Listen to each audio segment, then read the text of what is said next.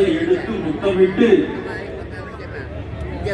இன்றைக்கு பதவியேற்கிறார். இப்படி ஒரு காட்சி மாற்றம் நமக்கு தெரிகிறது பாருங்கள்.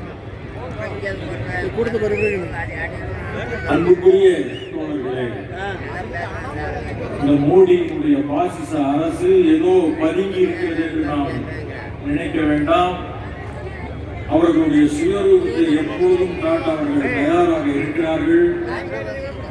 நிச்சயமாக நாம் அதற்கு அடிபணிய முடியாது என்று சொல்லி இந்த நிகழ்ச்சியிலே கலந்து கொள்ள வருகை தரும் மரியாதைக்குரிய தளபதி அவர்களுக்கு 40 இடங்கள் வெற்றிக்கு அவர்தான் காரணம். 20 பொதுக்கூட்டங்களை மிகச் சிறப்பாக நடத்தி அந்த உழைப்பை தந்து இன்றைக்கு நம் மத்தியிலே அமர்ந்திருக்கின்ற இந்த நாடாளுமன்ற உறுப்பினர்கள்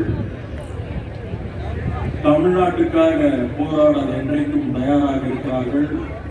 இந்த 40 உறுப்பினர்கள் என்ன செய்துவிட முடியும் என்றெல்லாம் சில பேர் இன்றைக்கு பேசிக் கொண்டிருக்கிறார்கள். அது காலம் பதில் சொல்லும்.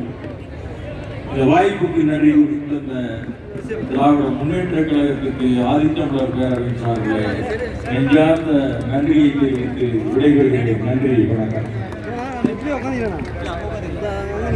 தொடர்ந்து மனிதநேய மக்கள் கட்சியினுடைய தன்னுடைய செயலாளர் அன்சாரி அவர்கள்